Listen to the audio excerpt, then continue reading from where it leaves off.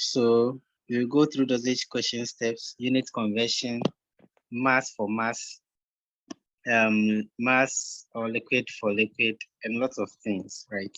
As you can see, and even many more, which are not included here.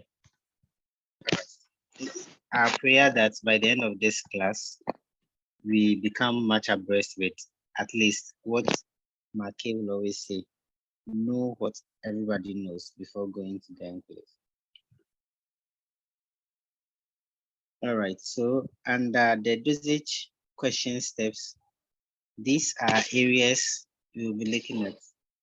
Okay, mass for mass, you see how it is, mass or liquid for liquid, amount of a substance, or let's say amount of a drug in a certain amount of IV fluid, calculations of volumes per time, and the rest. We look at that.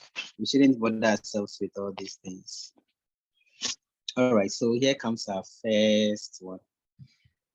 I think most of us will be conversant with a lot of them, okay? But we are starting from the scratch. We are doing it in such a way that even if you have zero knowledge about drug dosage calculations, by the end of this class, at least, if only you follow slide by slide everything we are doing, by the end of this class, you become more conversant with lots of things pertaining to drug calculation. So the first one is mass for mass questions. Please, this is what we're going to do.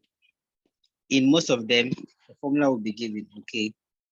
If you don't get it or you don't understand the formula, I will always show working with some short tips, okay? Like how you can bypass. I'm going to demonstrate a simpler way of doing lots of things. And I think it's going to run through lots of dosage calculation questions. We all know of if more or less divide, if more or less divide, if less more divide, I mean, those things, okay? You are going to apply them a lot and we will see how they will work for us. So let us look at our first example here. How I want you to get this is, most of the time, say when you get the question, try and understand what the question is telling you and what the question demands from you. It's pretty easy, okay? If you are here and you put it in your mind that it's going to be difficult for you, that is how it's going to be, no matter how well we digest the whole thing to you, because you have a preconceived mind that it's going to be difficult, it will surely be difficult for you, okay? So let us try it. I pray that you go through with it. All right, so we have this example. We have metoprolol, 25 milligrams per oral, which has been ordered. Now, metoprolol is available as what, 50 milligrams tablet. So understand it. We have like a dosage of metoprolol which has been ordered, which is 25 milligrams, and it's per oral and per oral route. Then what we have available per manufacturer's package is 50 milligrams per tablet. That's what the question is trying to say. So in all, how many tablets do you think you will give to this patient? Even this one, without calculation, if you understand this, you know, right? The opposite of it, or let's say the inverse of it, is that, let's say you have 5 milligrams of a certain, let's say, drug A available. 5 milligrams of drug A available per manufacturer's package. Then a doctor has ordered 10 milligrams. So how many of these tablets will you give? Per the example I'm giving, how many? Anyone at all? That's half a tablet. No. Did you get I'm asking a personal question. Okay, I said, Oh, let's say you okay. have five. You have a 5 milligrams tablet available per manufacturer's package. Then an order has been made that you should give 10 milligrams. So how many of these tablets will you give? 2 We're tablets. giving You just give 2 tablets. Yes. So this question is like, let's say if you have 10, okay, per manufacturer's package, each tablet is 10 milligrams, and you've been ordered to give 5 milligrams. How many of the tablets will you give? Half of the tablet. Yes, it's half of the tablet. Yes. So that's how questions like this they look like. An example, I mean, a similar one is what we have here. Okay, so this one says metoprolol 25 milligrams per oral has been ordered. So this one is the ordered one, 25 milligrams. Then metoprolol is available as 50 milligrams tablets. So how do you get your 25 from the 50? You divide it, which will give you half. So if you want to use this formula, this ordered, ordered over half. What has been ordered? 25 milligrams has been ordered. But what do we have? We have 50 milligrams. So when you do this, you are going to get what?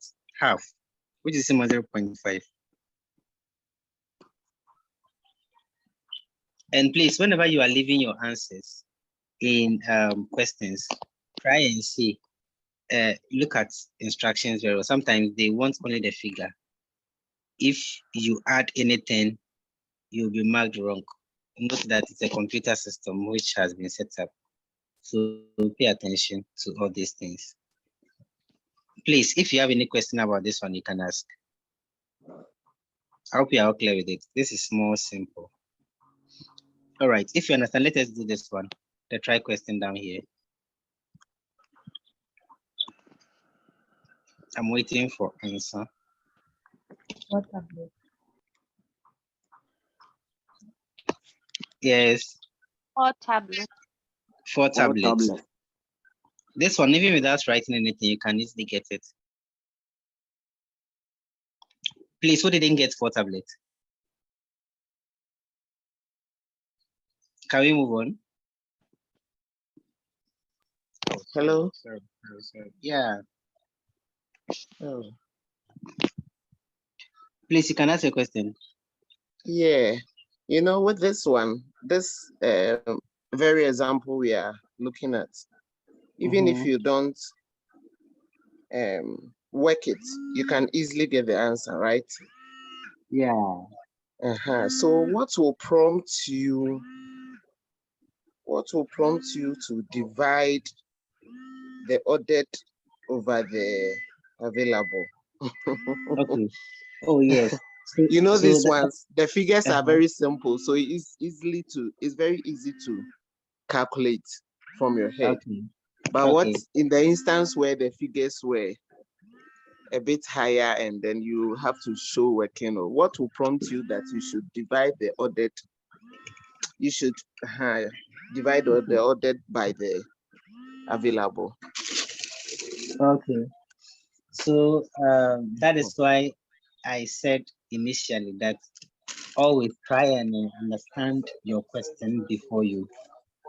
Don't make assumptions, especially in calculation questions. And there is no one-way method, because what they want you to calculate for is what they give to you. Okay. Let me also mention this, please.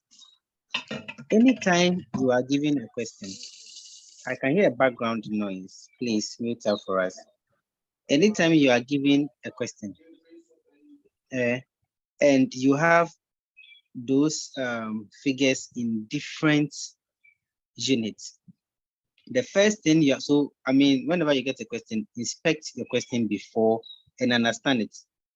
Make sure that before you begin computing, your units are the same. So this question could have been, let's say, maybe 0.025 grams, okay? maybe 0.025 grams, which has been ordered, then what you have available is the 50 milligrams. Then you'll have to make sure that they are all in there. I mean, you do your conversion. You look at that later, I mean, ahead of us. So all that you have to do is to make sure that what you are working with have the same unit. That's the first thing. Then the second aspect is like what I said before, understand the question and see what they want. Maybe you want more complex one. Let's see whether we can get some. Okay. Let's say you have a drug. I will not mention any drug. Let's say drug A, which is let's say drug A ordered. Let's say this one has been ordered. So drug A has been ordered, and the ordered dosage is something like 0.715 milligrams. Then you have available drug B. Okay, available. That is from manufacturer's package. Let's say what you have here is, let's say 2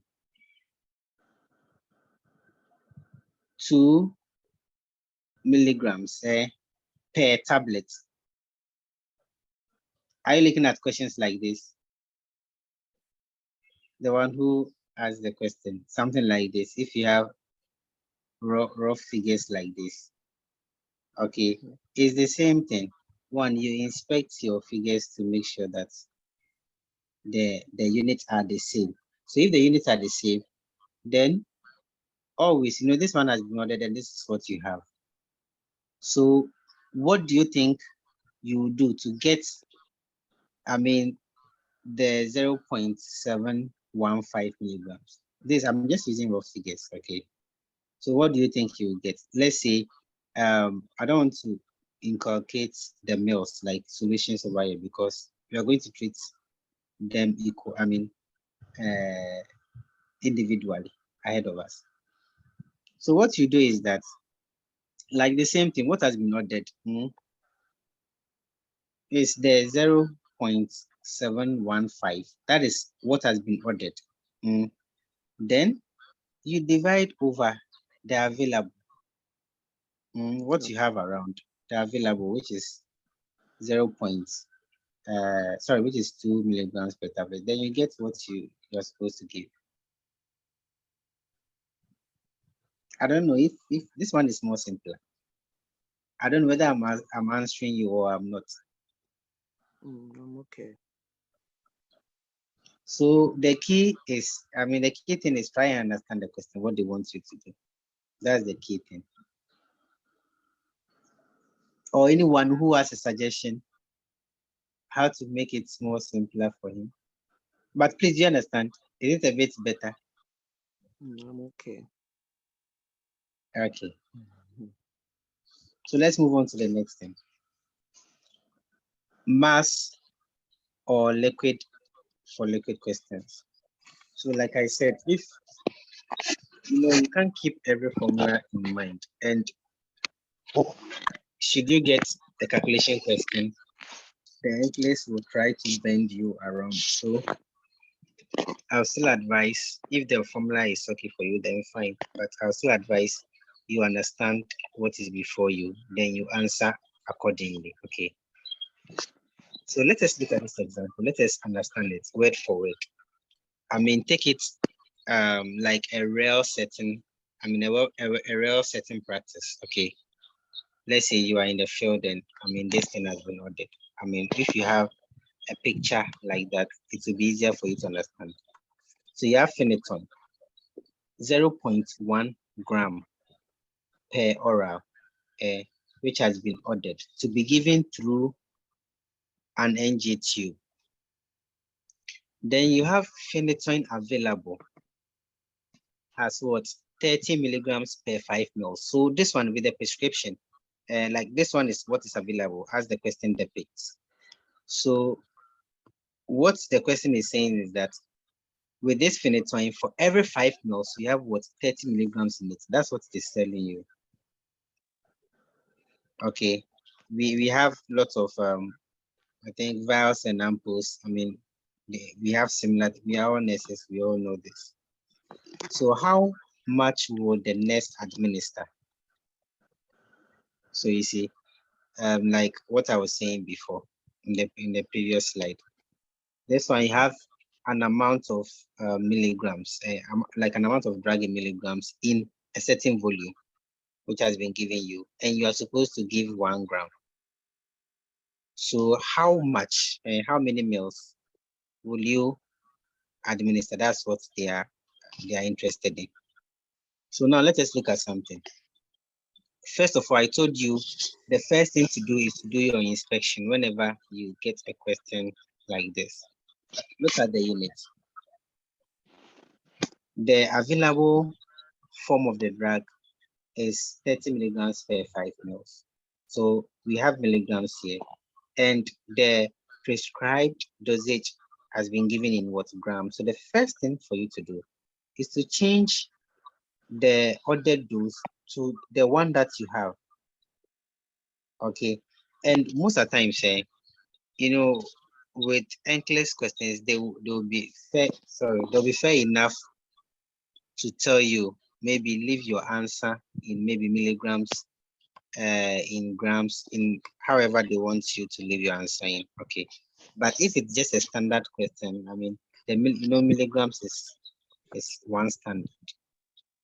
But whichever the case, they are going to give you a particular unit which you should leave your answer in. So let's look at what we have here. You know, we have grams and milligrams. So you do your conversion scale. You have to convert grams to what milligrams. So look at what we have here. You see, in terms of magnitude, you know, it comes this way. In terms of magnitude, you know, kilograms is greater than grams. Then grams is greater than what? Milligrams. Milligrams is greater than what? Micrograms. So if you want to change, in this case, in this mass questions like this, if you want to change a bigger one, I mean, in accordance with what you have, if you want to change a bigger one to a smaller one, like kilograms to grams, you multiply by what? 1,000. If you want to change kilograms to grams, you multiply by 1,000. If you want to change grams to milligrams, you also multiply by what? 1,000. And if you want to change milligrams to micrograms, you multiply by what? 1,000. So this one, when you're going, I mean, from right to left, it is multiplication sign, okay? But when you're going from left to right, that is where you use the division sign. Okay, so if you want to convert please take it microgram, again. okay, Okay. all right.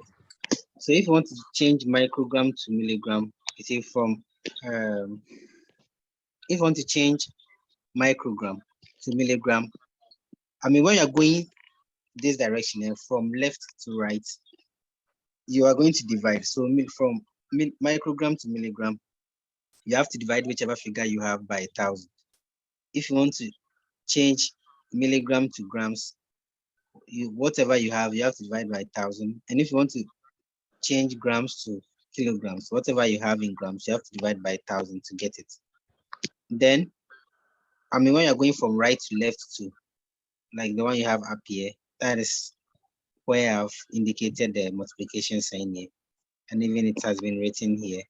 So if you want to change kilogram to grams, you multiply by 1,000 to get it. If you want to change grams to milligrams, you multiply the figure in grams to get it in what? Milligrams.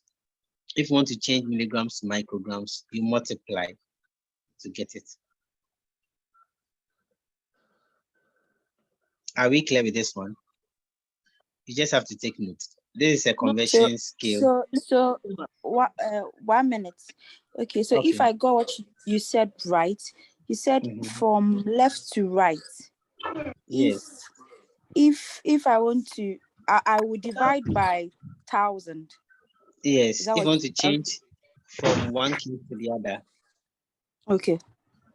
Okay. Yes. And and then from right to left, I will multiply. Yes. Okay. Thank you. Hello. So yes. So please, if I want to change from say kilogram to milligram, do I still do it by 1,000 or by like twice of No. So if, 1,000? if you want to change it, if you want to change kilogram to what? To To me, milligram. yes, please. Who can help us? You see this one. Okay, so let me make something a bit easier. Okay. You see, for me, how I keep notes of yes, I keep notes of this is, you see, let's compare kilogram and gram. Okay, so Yeah. kilo, I can't actually tell the language whether it's Greek or Latin or whichever, but kilo here means 1,000. Okay, so if you want to change this kilogram to grams, it means you have to multiply by 1,000 attached to grams. That is it. Okay. Okay. Yes, Okay. and when we say male, I think male is French, right? Male is French, so it's like milligrams to sorry, milligrams to grams. You know, when you have grams here, please let me take this one again. I think I interchanged it. You see, when you have kilograms to grams, you know, you have 1 gram here, right? The one here I'm writing here. Then, how many grams will make you? How many grams will get you 1 kilogram? It's 1,000 grams. And kilo here means 1,000, so it means 1,000 grams will give you what? 1 gram. Do you see? When it comes to conversion scales like this, let me clear and do the milligrams. So let's say you have milligrams and grams. If you want to do the conversion, you know, so how many grams or how many milligrams will give you, like, I mean, if you want to equate, how many grams will give you, yes, you know how many grams will give you milligrams, or how many milligrams will give you grams? Which one? So let's say this How male, many milligrams will give you good. How many milligrams will give you good? 1 gram. So you see, this one mil here means 1,000. Okay, I think it's French. Those of you who knows the French, those of you who know the French. So in place of this which is 1,000, you put the grams here, the G here. Okay, it is 1,000 grams will give you what? 1,000. Hey, what am I doing? 1,000 milligram. Yes, so it is 1,000 milligrams. Yes, 1,000 milligrams will give you 1 gram. Exactly. If you understand it this way too, I think it will be one easiest way to also I get this part. It's just when say let's say I'm changing from kilogram straight to milligram instead of gram, I get the in between sister is times 1,000. So let's say if I'm changing from kilogram to milligram direct, then is it going to be like I'm multiplying by twice of 1,000? Yeah, so it will be twice of 1,000. Okay. Which will be 1,000 times 1,000 will give you 3 of the 3 zeros, right? Like 3 times 3, so I think it will be 1 million. Yes, it will be 1 million. Okay. I think 1,000 times 1,000. How many of the zeros will you get? You get 6. 6 zeros. Yes. Okay. Okay. Yes. So I think that one can work out. And please, you can find out and see. You see that you get the same thing. For me, I just even worked it out here. I just don't. Maybe I sometimes do. I just worked it out here. But sometimes I think I missed some of this. Okay. Thank you. You're welcome. So please, those of you who don't understand what she was asking, if let's say you've been given in kilograms and want to convert straight away to milligrams? That was the question. So you see, from kilogram to grams, you multiply by 1,000. So let's say this is the first 1,000. Then from grams to milligrams, you multiply by another 1,000. So that will be like a straight multiplication by what? If you multiply 1,000 by 1,000, to give you 1 million, like times 1 million. Please, do we understand? You can try and see. You'll get the same thing. Yes. Please, I have a question. Okay, you can ask your question now. Please, using like magnitude, like small, bigger. How can you use that one to explain to me? Using which one? Like from smallest to the biggest. Is it like microgram to milligram? Okay. So let me see whether. Okay. So do you know something? A trick, eh? Oh, please mute up. A background. Okay. So one trick you can go with is that we have two ways. One way is that just be conversant with one aspect of it, whether from the biggest to the lowest. Then you know that whatever it is, if you should reverse it. You are dividing. You are dividing. Okay, so let's say if you take note of only this one, let's say from kilogram to microgram, straight away through this trend. If you take note of it, I think that one alone can even help you. So if you have this in mind, and let's say they give you from any one on the left side for you to convert it to any one on the right side, you know that's what you are dividing. Because if you are already aware that with this trend you are multiplying throughout, then it is when you're giving the opposite. It's either divide or multiply. So if you are able to keep the multiplication aspect, then you know that if you are giving otherwise, you're only dividing. That is one aspect of it.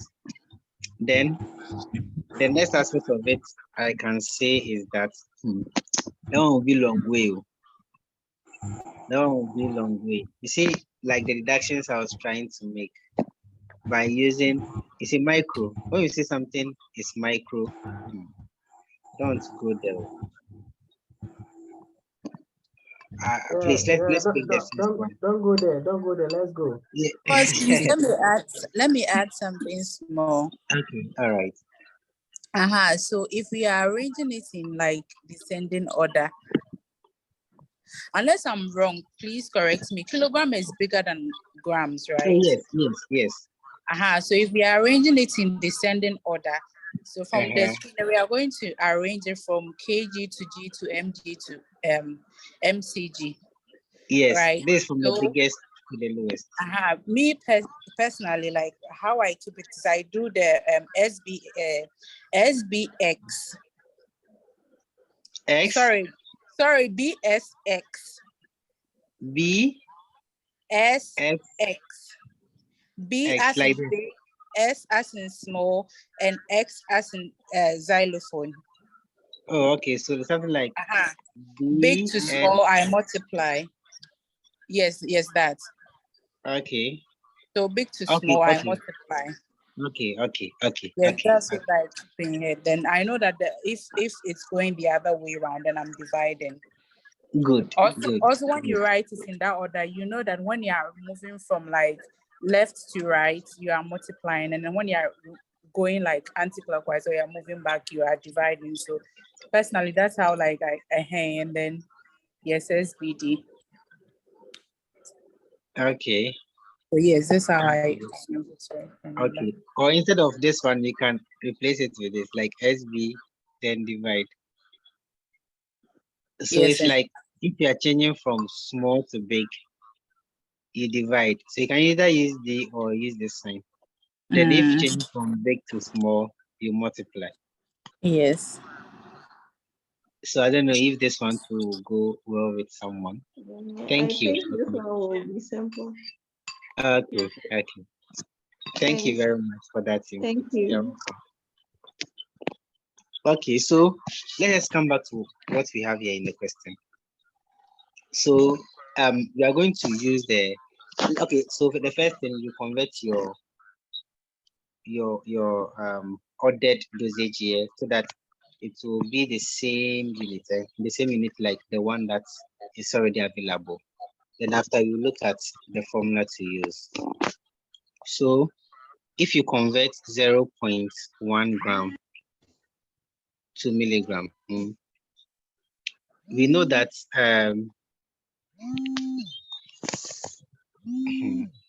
please mute up for us. You have a call. So you can do it this way. If 1 gram is giving us 1,000 milligrams,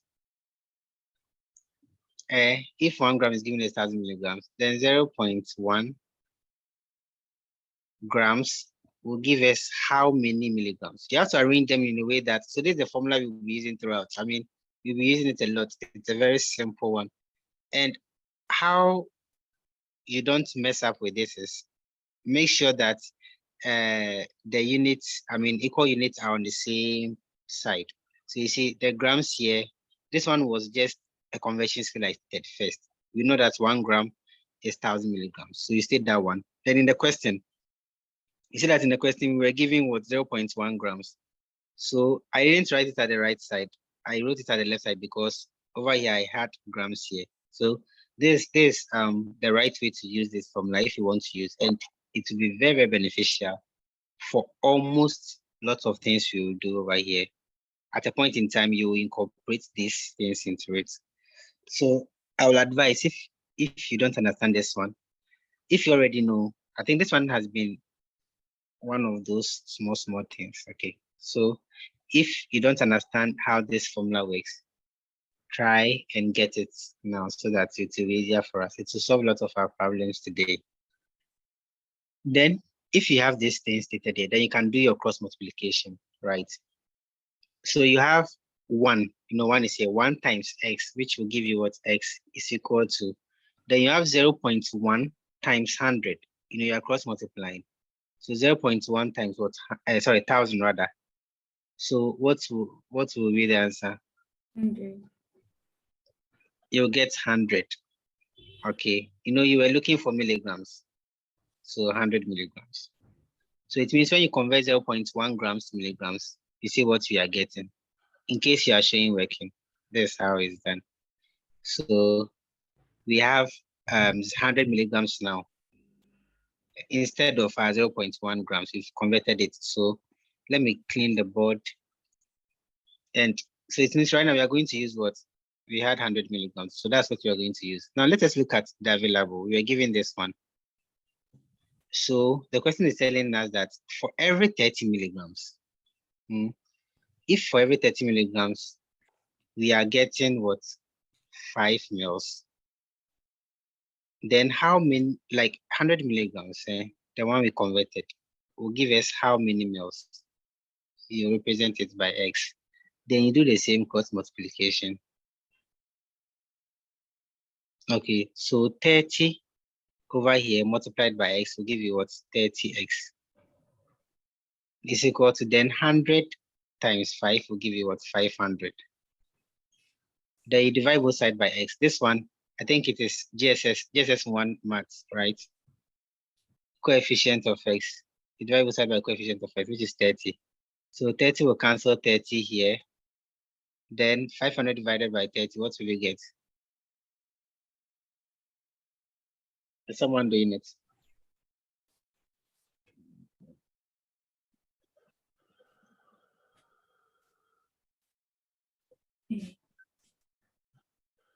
Hey, I'm working with you. No one is talking. Hello, we are doing it together. Who is talking? 500 divided by 30, what are we getting? 16.66. So you are getting 16.66. So if the question had informed us to leave it in 2 decimal places, what would have been the answer?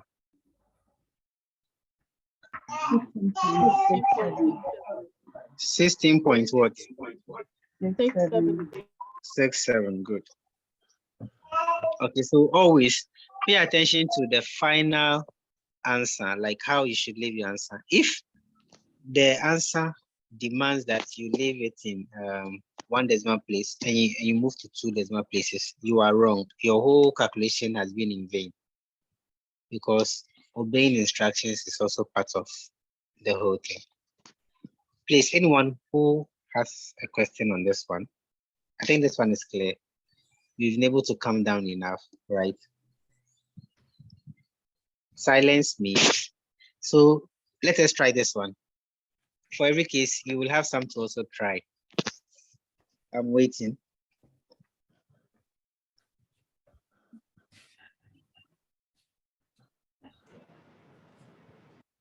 So I think for this one, you've been given an order of 40 milligram IV push, and then available per manufacturer is 80 milligram in 1 ml.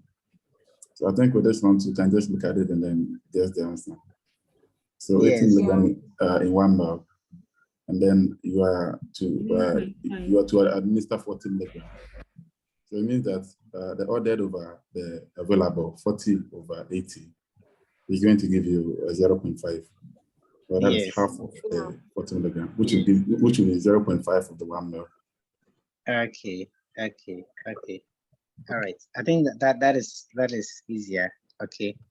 So let me change this one small for you to try. Let's say you have the same question. You have this one to be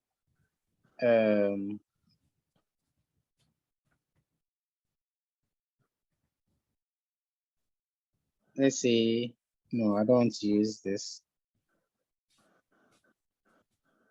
Let's say you have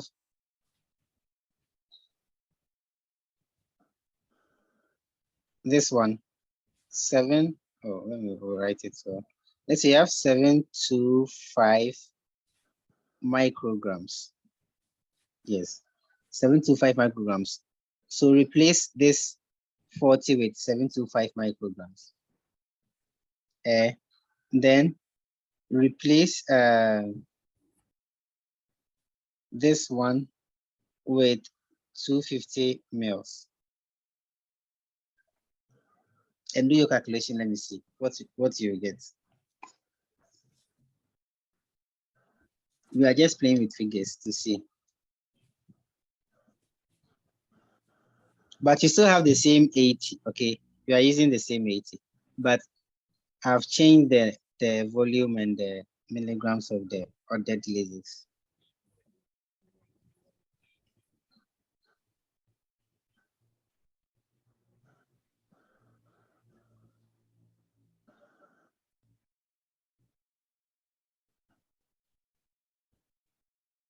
I have 2.265, blah, blah, blah. So approximately 2.3. Yeah, 2 points. Oh, wait, let me write your answer here. 2 point what? 2.265. But if you approximate like 2.26 or 2.3. Any other answer? Please, to what decimal place? I can't hear you well. To how many decimal places? Okay, so change it to 2. Okay, so that will be 2.27. I also had 2.2. Okay. Did you say 2 decimal places? Yes. Or 1? 2. 2.26. 2.27. So I have Are you all getting the same thing? 2.27. Yes, 2.27. Okay. Do you all understand? Or we should do it together? Yes, let's do it. Okay, all right. Okay. I shouldn't clean this up. Let me see. All right, so we'll do it up here.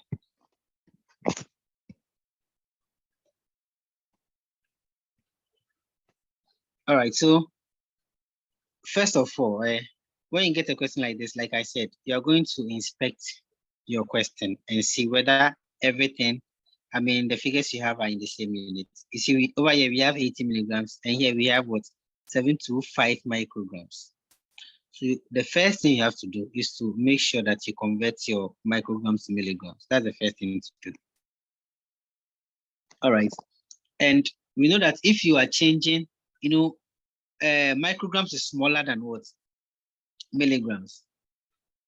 And per what dear sister helped us to derive at. When you are changing from what? From small to big, you do what? You divide. You divide. If you remember that small to big, you divide. So this is small. The microgram is small. So you're changing it to big, which is milligram. So you divide by 1,000. The constant figure you are dividing or you are multiplying by is the same 1,000. So you divide by 1,000. When you divide 725 milligrams, micrograms by 1,000, you get what? 0.725. 0.725. Okay, sorry, 7.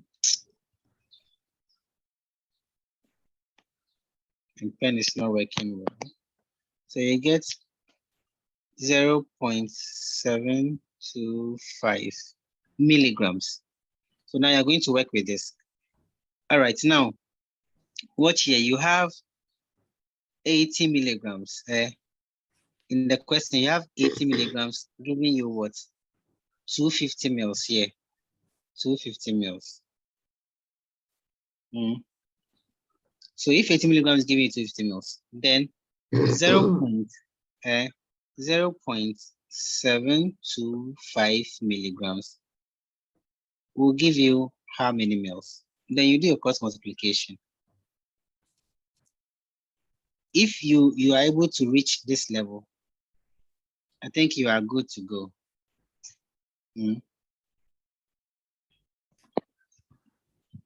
So here, when you do your cross multiplication, 80 times x, you get what?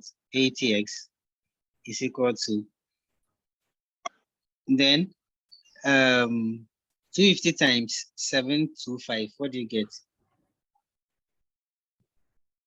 You get what? 18 what? 1.25. 25. Now you divide both sides by 80. This one too by 80. This one cancels this. Then when you compute this one, calculators are even, they'll be staring at you on the interest. Okay, so you have your freedom to use a calculator. And you're going to get 2.265, what? 625, right? And like some figures like this. So if you are to approximate it or run it to 2 decimal places, it will fall on the 6. But look at the one after the 6. It's 5 or more. So you add up one here, making 2.27. So that is why a lot of us were saying 2.27. Please, I hope it's clear now. Yes. All right, thank you. So let's move on to the next one, if no other question. All right, so let us. Please, I want to ask a question. Okay.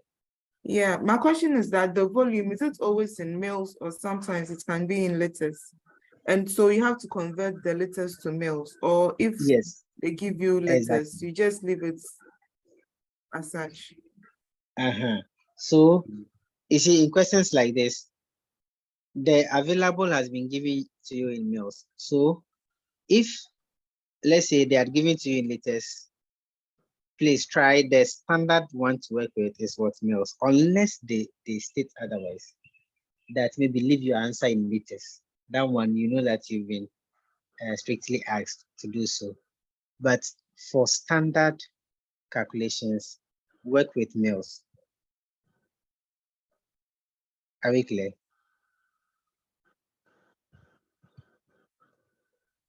Hello, the one who has the question. Or you are not Yes, clear? please. Yes, please. Yes, I am. Okay. All right. So let's move on to this one. Let's look at some important IV terms. When we say GTT, another word for GTT means drops. So when you see flow rate questions and you see this GTT, it means drops. So you can pronounce it that way.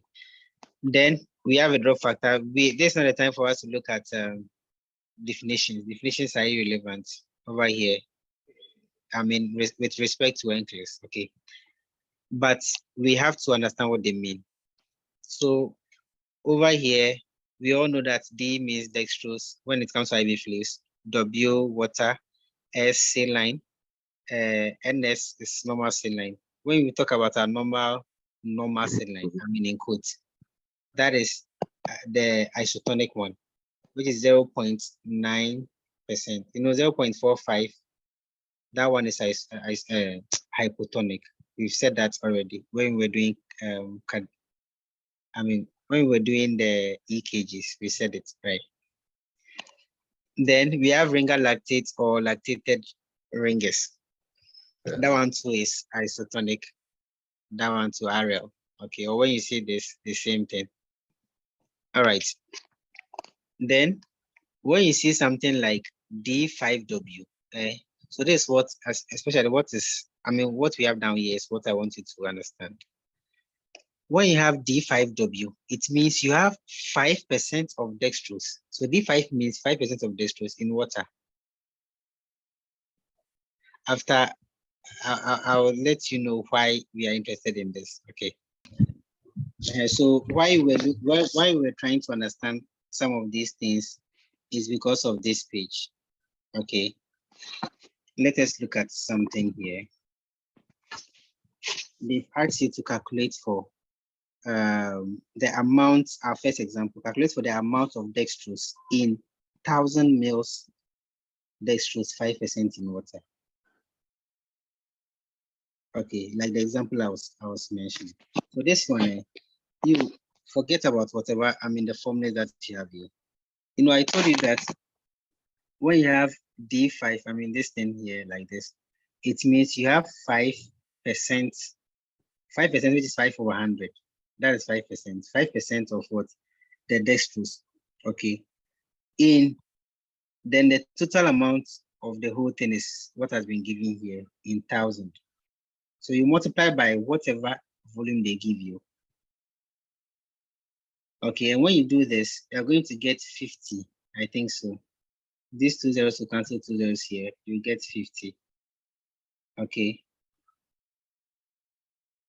Then it tells you that for every two of the 5% dextrose you pick, you have what? 50 grams of sugar you are giving to these patients. So if you are picking one, it is you're likely to give what? 25 grams. Look at it well. Okay. And per how it has been manufactured, the unit is always left in grams. Hello, Brian. Per how? Yes.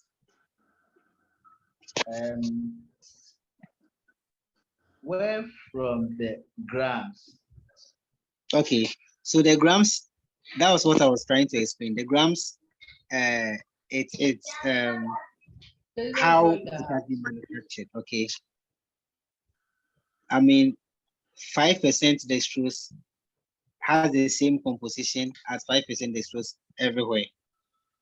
Okay, yes. So, and unless maybe the volume is different, but the amount of substance that is the solid in it, the unit is always left in grams. So you can see from this formula, the dosages are in grams per the manufacturer. Please, do you understand? Yeah, I'm okay. Okay. So let us try this one and see. Let us look at the amount of salt, that's sodium chloride in what? 2 liters of normal saline.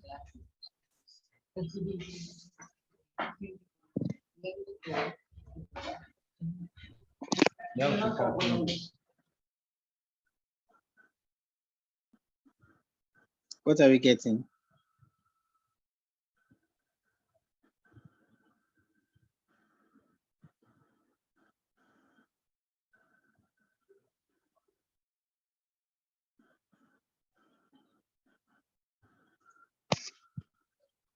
Oh, what are we getting? Sorry. Anyone with the answer? 18. 18. You had 18 grams. Okay. Yeah, Anyone with I different think answer? Anyone with different answer? I think we are okay, right? Can we move on? Please, if you don't understand. Please, what was the answer? Let's have it. 18. You said 18. So 0.9. Normal sea line is 0.9%. And then the percentage over 100 multiplied by the amount that was given. So you're going to have 0.9. 2,000 Okay. lives. Yes, over Divided 100. by 100. Yes, times 2,000. 2,000. These two zeros Yes. will cancel two zeros. Yeah, Now 0.9 times 20. is 18 divided by 1 gives you 18. Are we okay? Yeah, that's fine. Yeah. All right.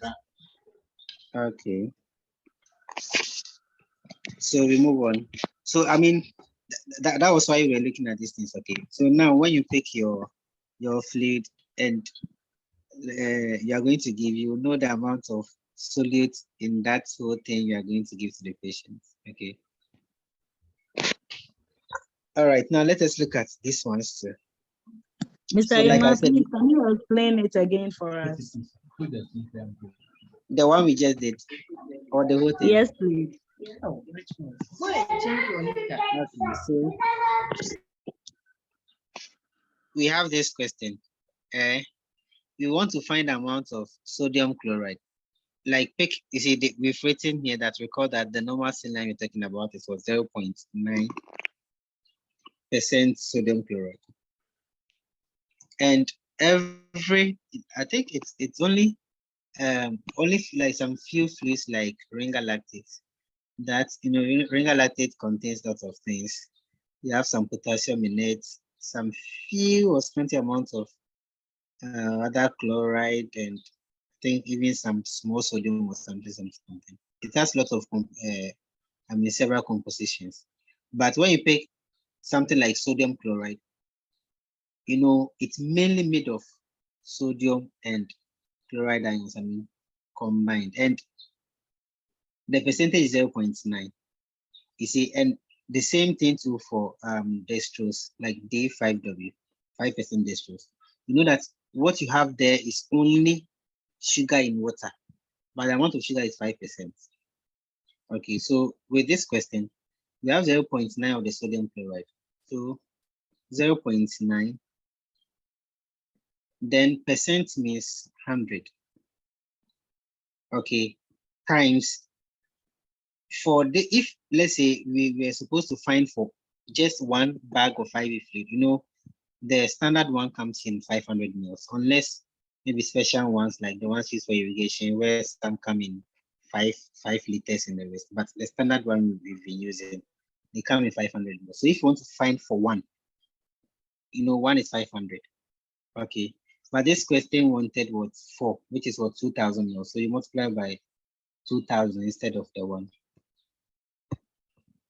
Okay, so that was what we were trying to do, times 2,000, because that was what we were given to find the amount of salt in all of this. Then the rest is mathematics, like normal calculation, calculator work.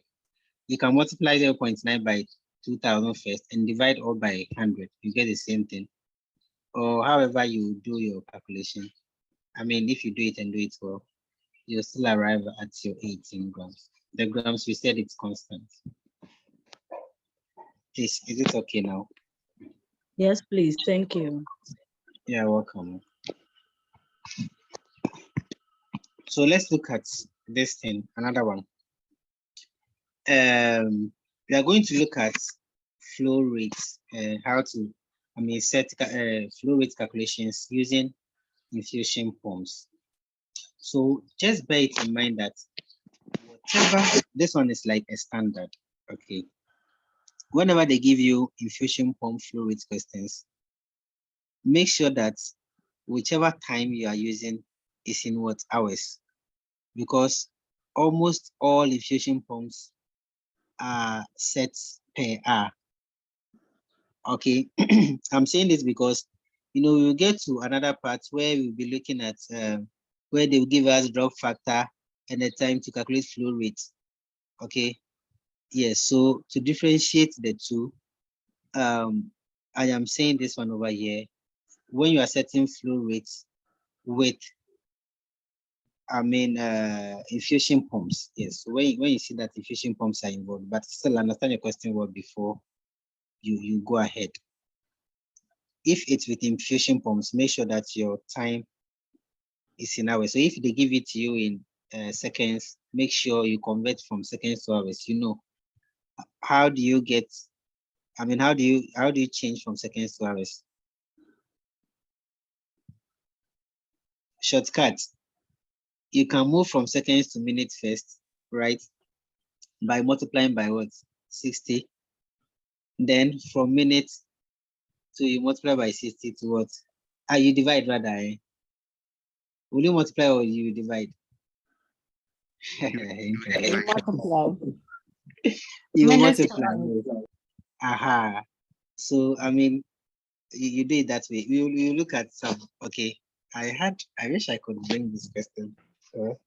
Let's see. We had some question B. It was very confusing a bit. So let's look at this question. You have 250 mils to be infused over the next 120 minutes by infusion pump. So how will you set the flow rate? Okay, so infuse 250 mils over the next 120 minutes by infusion pumps. So like I said, infusion pumps only work with.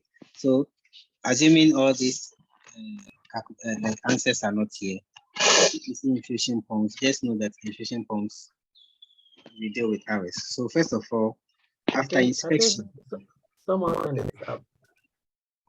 iPhone. Okay, let us hear you. iPhone, your hand is up because you don't have your name on it. Please, I raised my hand when we're calculating the Okay, so it's an old investment. Okay. Okay. And then my question was why are we getting the answer in gram? I understand that we are calculating the number of the amount of dextrose in the normal saline or in the water, yes. So and the 1,000 is in mils. So why are we getting the answer in grams rather than mils? Rather than mils. If we should leave the answer in mils, then it means you are looking for volume. So okay. If you are looking for, if we should leave our answer in mils, but how the thing, you see how the thing is, we are looking for, it is not just, we have solvent and solutes, right? So we are looking for the amount of the solute in that solvent, the whole solution. So the unit for the solute cannot be in volume. You get it? I do. So is it clear? I thought maybe we would convert the mils to grams. Mils to grams. There is no conversion scale like mils to grams. Okay. Yes. Thank you. Something okay, because they are two different things. Okay. They are not, you see, when we're looking at kilograms, grams, milligrams, and the rest, they were all units for masses. And you can do this, you can do those conversions. So mils can be converted to maybe other volume differentials, okay, like liters,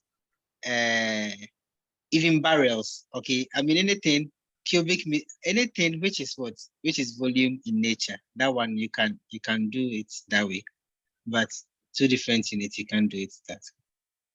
Okay, thank you. You're welcome.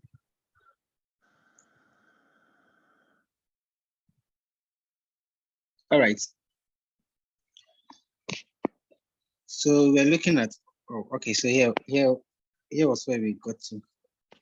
So I've already said it, hours, the time should always be in hours. So let us look at this question. Infuse 250 mils over the next 120 minutes. So if we want to convert minutes to hours, what do? We will divide by 60. By 60. You remember when I was saying, when you are changing seconds to hours, I said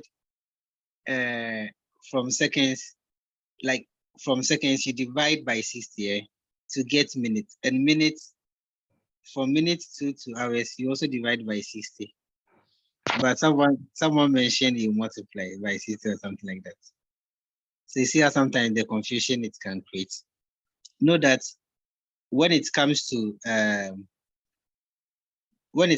time, if you want to relate it to how we did the first one, the milligrams and the to grams and kilograms, you are going to get your whole self confused.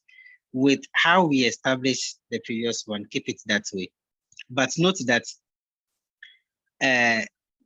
with seconds, if you are climbing up, like if you are moving to minutes, and please, it's better for you to, if you can change it straight away, then fine, you can do it. If let's say you want to change from seconds to what, hours, you multiply by 60, then another by 60. If you want to go the slow way, then you can you divide by 60, then another 60. Okay, I mean, that's what I meant. If you want to go the shortcut way, please move from seconds to minutes first, okay, by dividing by 60. Then you move from minutes to also hours by also dividing by 60. So you see the trend that let's say if you have 300 seconds, you see 300 is a big figure. By the time you move this up to hours, you have a small figure. Okay, so if you want to change, let's say 300 seconds to hours, first of all, you divide by 60 to get in minutes. Then you divide by 60 again.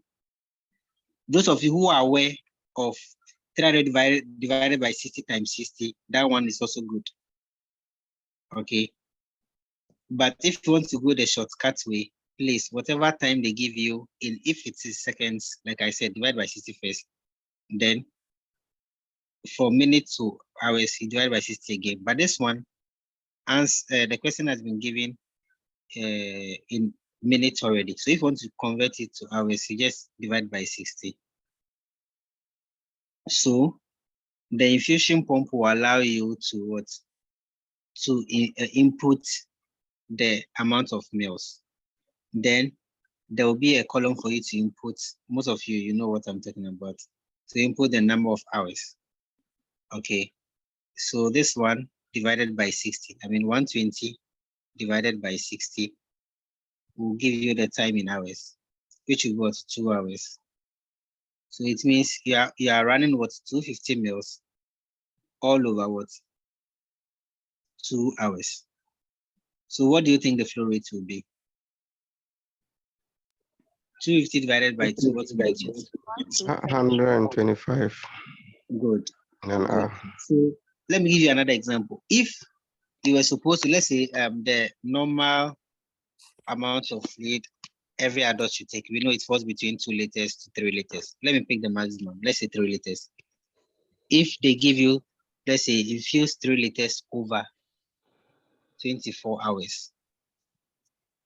Okay, so you convert this one to mils, which is what, 3,000 mils, then all over 24 hours. So it means when you are changing, so when you are setting your flow rate, what do you think will be? Is it 125?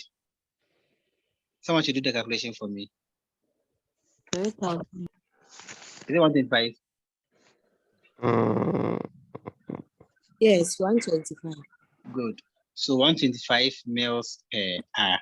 So it means if you are giving 3 liters fluid to an inward patient over 24 hours, this is how you should set your flow rate. For every hour, it means you have 125 mils of fluid going. So that's what this one means. Look at it well. If you have any question, you can ask. Then we can try our hands on this one. Let us try. We have ordered amount of fluid to infuse is to be 1,000 ml of dextrose, 5% in water, and to infuse over what?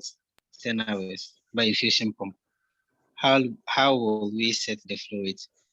100 per hour. Good. This is very, very simple. So this one, if the time is in hours, so if the time is hours, fine, you work with it. If it's minutes, you convert to hours. If it's seconds, you convert to hours. And if the amount of liters is in liters, convert to mils. So simple. So that's finally your answer will be in what? Mils per hour. Can we move on? Any other question? Okay, silence means consent. Let us look at this one too. So you're going to look at, this drop factor thing and the rest. We normally meet them a lot. Most of you know. So this one, I want to make it very, very simple for all of us. By the end of this class, if you are the type who used to fight with this formula, it's going to be very easier for you. Okay.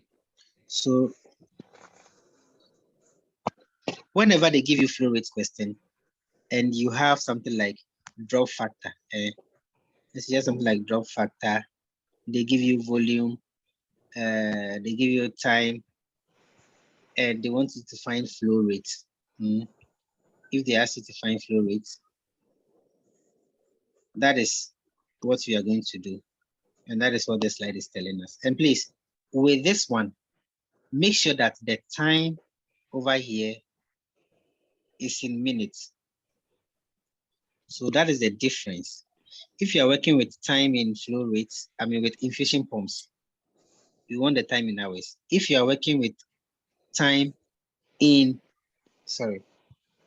questions like this, where you have drop factor,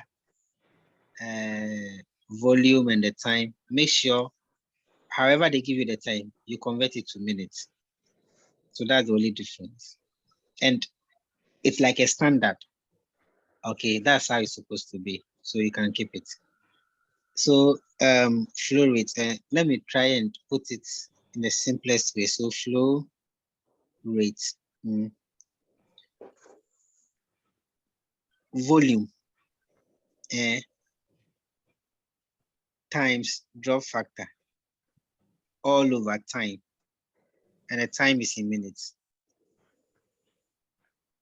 So you can just write it in this simplest way. Okay, in other words, VD over T, simple. So the V is volume, D is what? Drop factor, then T over time. So if you are asked to find the flow rate, they are the same. And what for change of subject, it's not a new thing to all of us. If let's say you are given the flow rate and you are given the time, you've been given the drop factor and you are asked to find the volume, the rest is change of subject, right? Yeah. So if you have this thing in mind, at least you can play with the formula. So those of you here who have been struggling with this, I think this is the easiest way to keep it. For most of the case, they'll write volume over time, then times drop factor. They are the same mathematically. So let us see what we have here. Our first example. Calculate the IV flow rate for 1,200 mils. Yes. Please, the drop factor is always constant. Will it be given? Most of the time it is given. If they want you to find it, they'll give you all the other three factors for you to, yes. Like a change of subject. Like change of subject, exactly. All right. Thank you. You're welcome. So calculate the IV flow rate for 1,200 mils of normal saline to be infused in 6 hours. You see, this one, the time has been given in hours. The infusion set is calibrated for drop factor of 15 drops per ml. So this one per what we wrote. You know that you have sorry.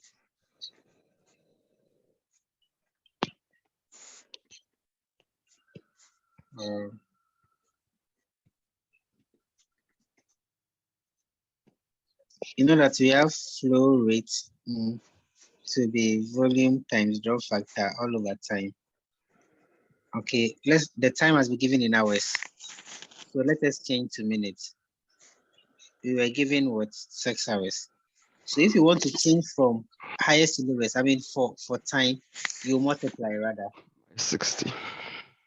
Okay, so if you want to change 6 hours to what? 2 minutes, you multiply by 60, which will give us what? 6 times 60 will give us what? 360. 360. 6 is 36, then you add the 1, the 0, which is 360. So now our time is 360. Please mute up for us. I'm hearing a feedback. Okay, thank you.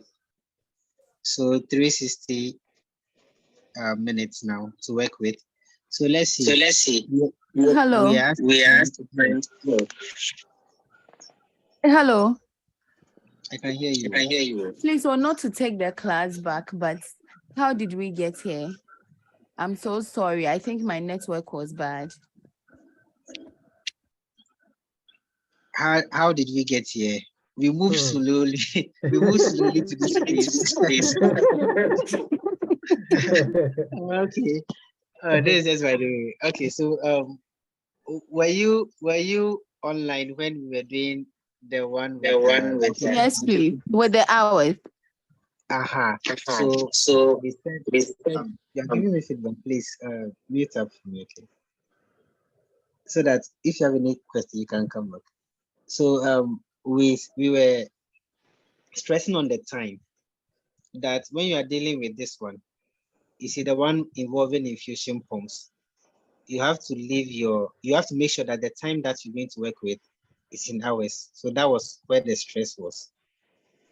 Okay, then where you have they are all flow rates, they are all flow rate questions.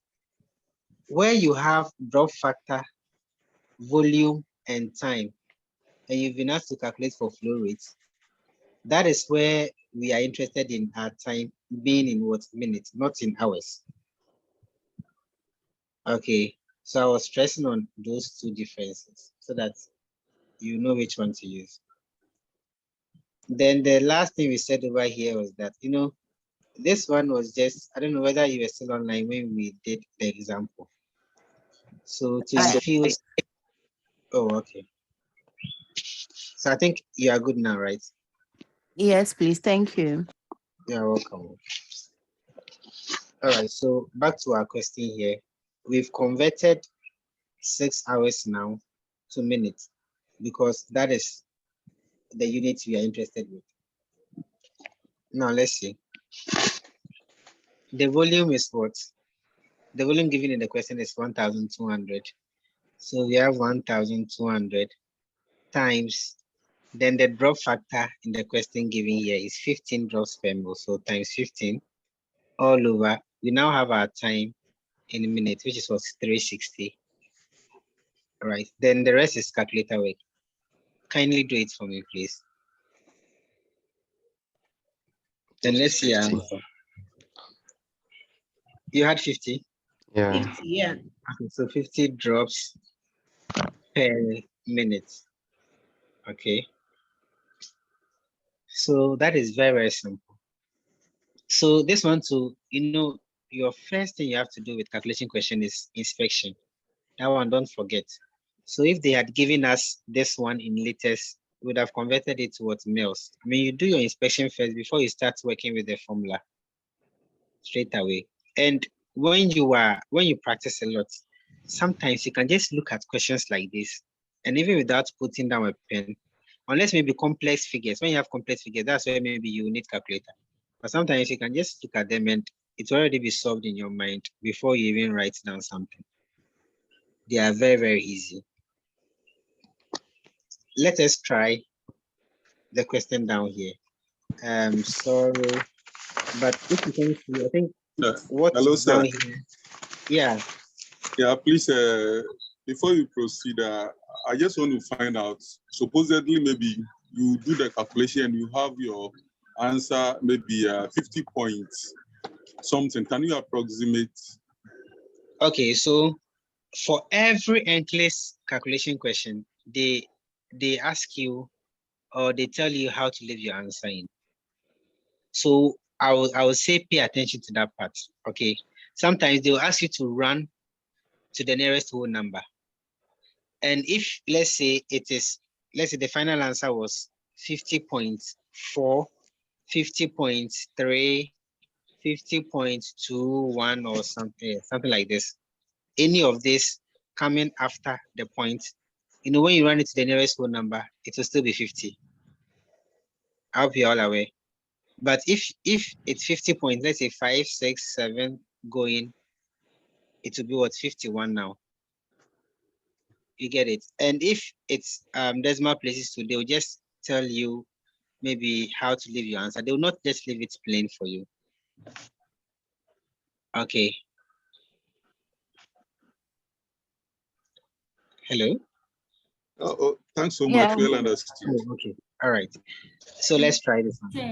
Please, 33.2. You had 33 point what? 3. 33. Okay. Was someone asking a question? Yes, sir, please. I was like, in case they give you in letters, how will you change it to males before? In letters? Yes. Oh, okay. So, let us see. You have for every 1,000 mils, we get 1 liter in it. So if you know this, you are good to go. Even if they give you 2.3 liters, you can convert to mils, right? Or it's still confusing? Okay, sir. It's okay. 1,000 mils will give you what, 1 liter. So even if they give you 2.3 liters, you know what it means in mils. You multiply by 1,000. So the same as 2,000 is 2,300 mils. Please do you get it? Or it is not clear. If it is too slow for you, what I would say is keep this formula. Okay, keep this formula. Then you can play with the if more less divide if less, if more less divide if more less, if less more divide. Okay, you can play with that one. So let's say, should they give you anything like let's say 5.25 liters? Okay, so you write it here. You arrange in such a way that the liters will come to one side. So 5.25 liters. Then it will give you how many mils. So you can do your cross multiplication. Then the rest will be what? Will be calculator work. So I may keep this thing. It will guide you, so that if you don't understand it in simplest terms, this will guide you to do your conversions. Thank you. You're welcome. Please, is there anyone who had anything different from 33.33? So we all had it. Or some of us are lost. Should we go through? Hello. Yes. Yeah, I'm thinking it's very clear, but with regards to the infusion pump, can you just throw some small highlight on that infusion pump? Why it's left in yes in an hour? Oh, I said it too. Minutes. Yes, I said it. I said all the infusion pumps. I mean, that's how infusion pumps have been made. Okay.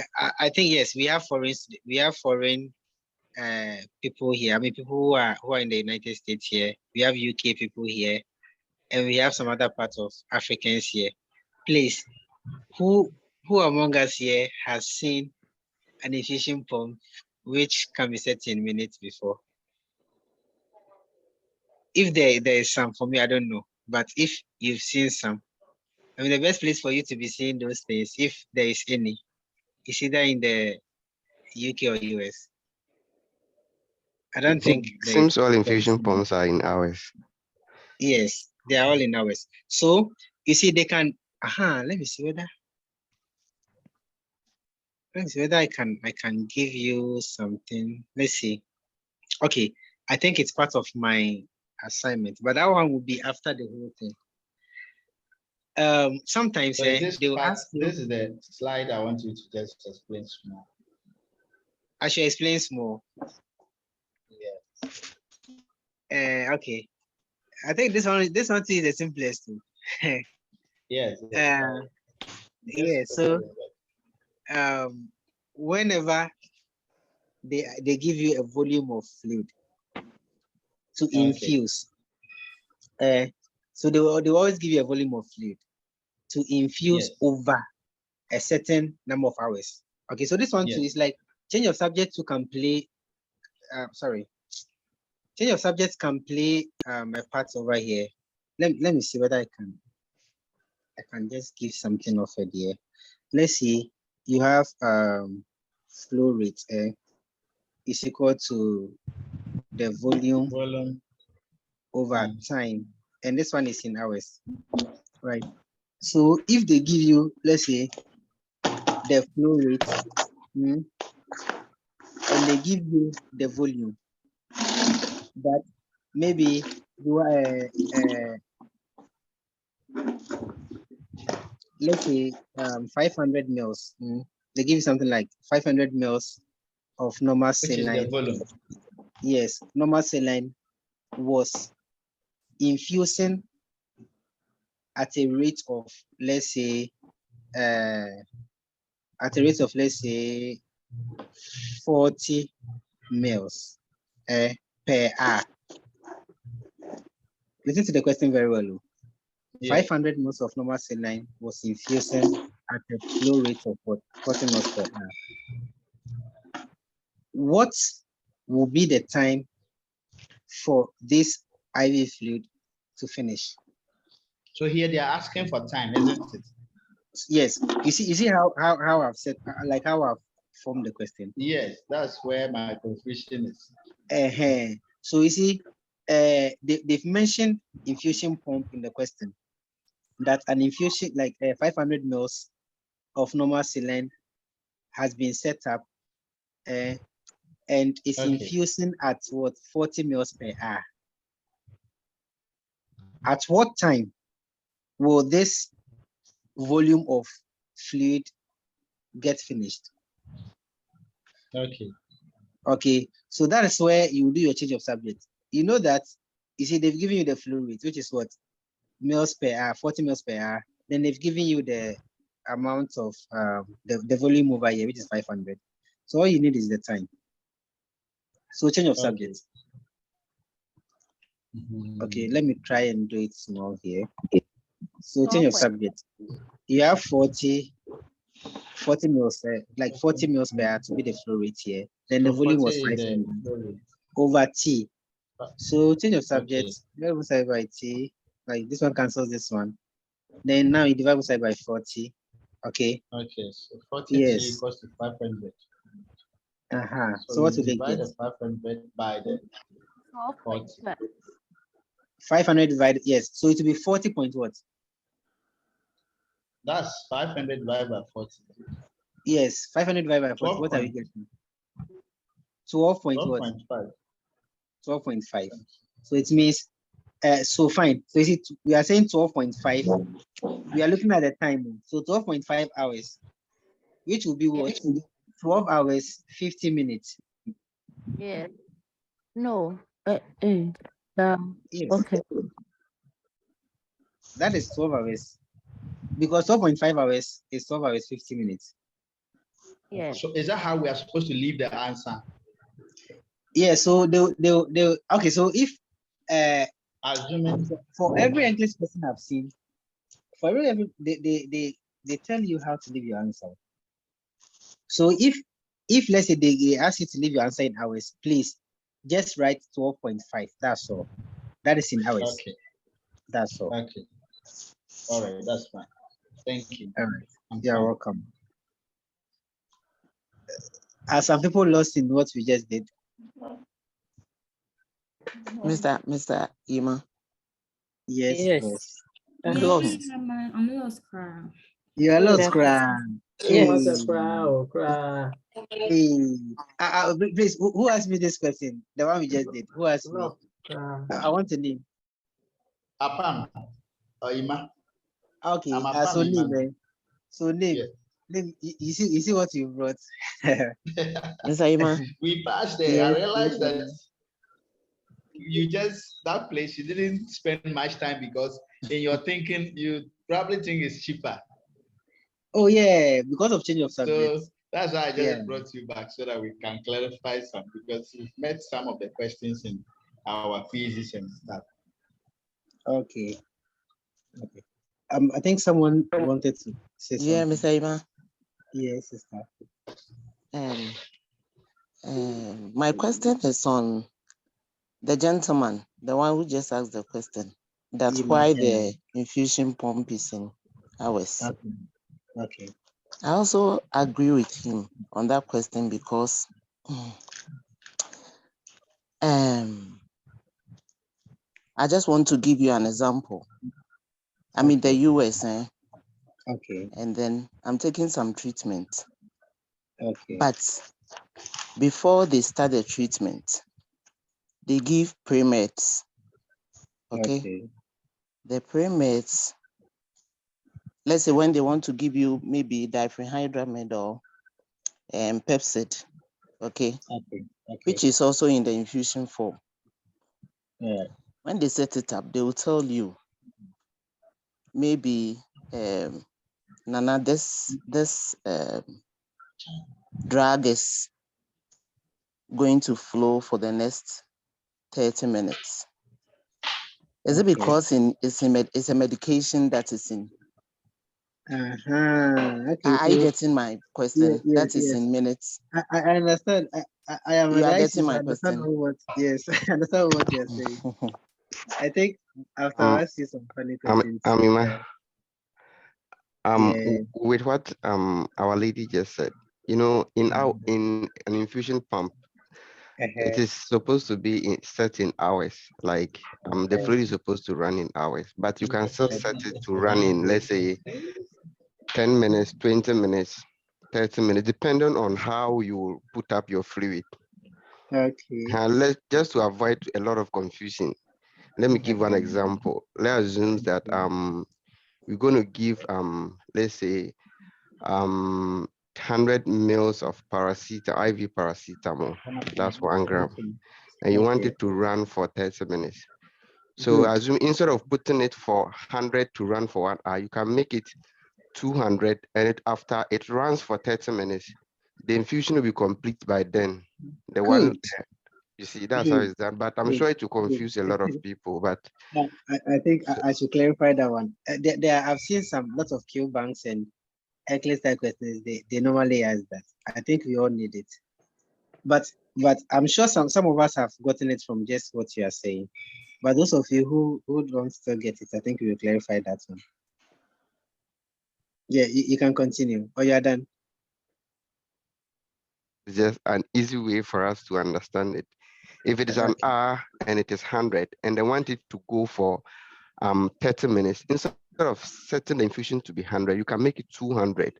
So that by half the time, by half of an hour, 30 minutes, it will finish running. There will be nothing left in the infusion bag. So that means you stop your infusion pump. By then, the infusion is done. Good. So let me just throw small light on what our brother just said. The whole thing is that I think this one is the standard one, and I mean we are all okay with this one. I think there are questions like let's say we have,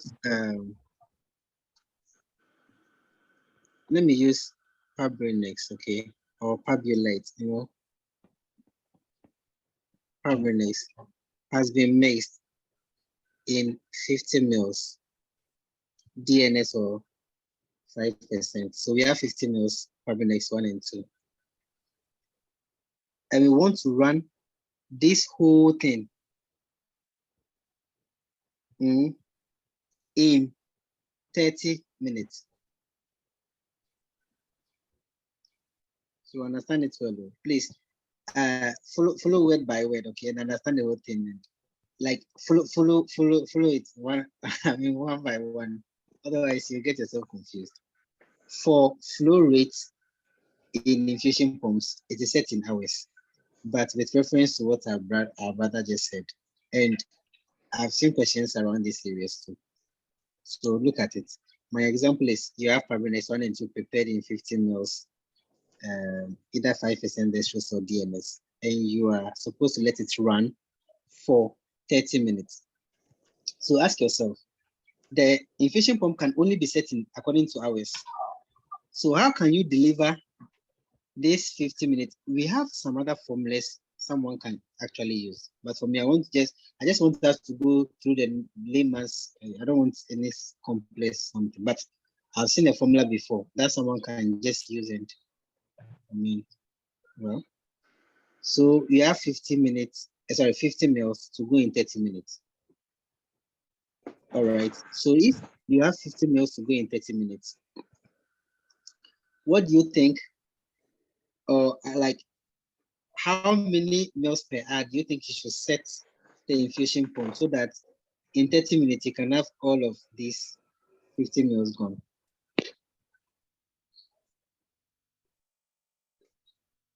So wait, 30 minutes is half of an hour, right? Yes. Are we clear? Yeah. 30 minutes is half of an hour. So if we double this one, if we double this one, so if we let it go, let's say 100 mils per hour, it means by 30 minutes, which is half of the hour, half of this one will be gone, right? Yeah. Yes. Which means that what? We are supposed to set it in 100 mils per hour. That is how we can get this 50 mils to be gone in 30 minutes. That is one way. I know some of you are coming up with different questions. I'm just anticipating. But look at this well before we look at some other thing. I want us to try something else to see whether those of you who, if you get this one, then fine. If you don't get it, I want to try some formula to see whether we can apply it here. Let's see. Just give me 30 seconds, okay? But you can still look at this one. Give me 30 seconds.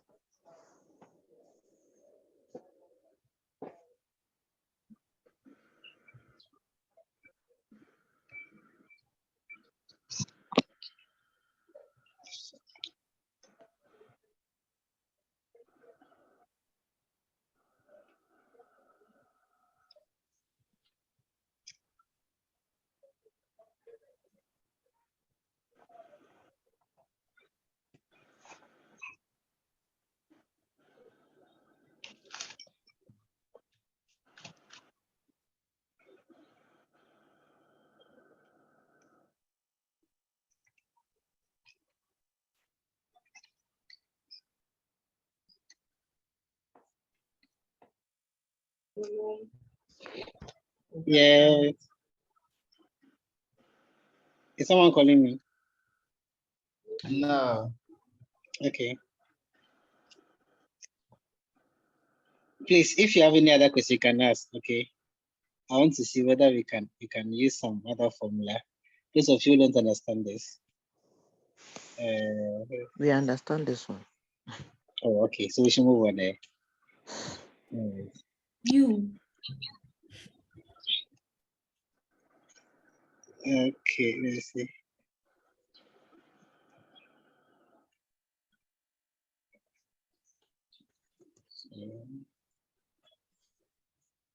2500 divided by 60.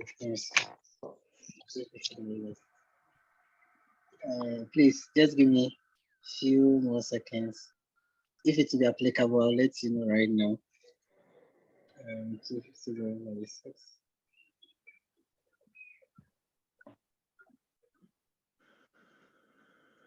Is it difficult?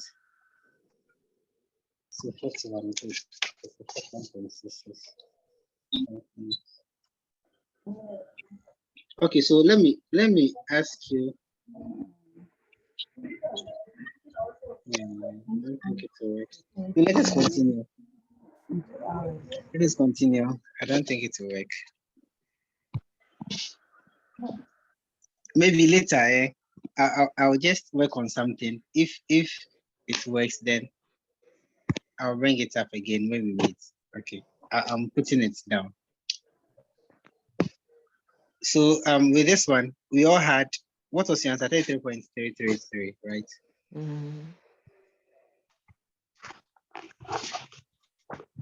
Who didn't get it? Meals per. So this one will be what? Meals per what? Sorry, drops per minute, flow rate, right? So this one will be drops per minute. Should we go through this example, or we all had it? Silence means. Please go through. Okay. All right, so we have our formula to be flow rate is equal to volume times drop factor all over time. We have our volume here to be what? 200. So 200 times, what was our drop factor? It was 20 divided by, the time was 120 minutes. This one, we already need the time in what minutes? So just go ahead, 120. So the rest is just mathematics.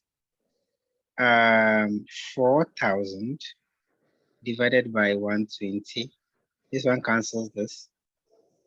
400 divided by 12. What are we getting?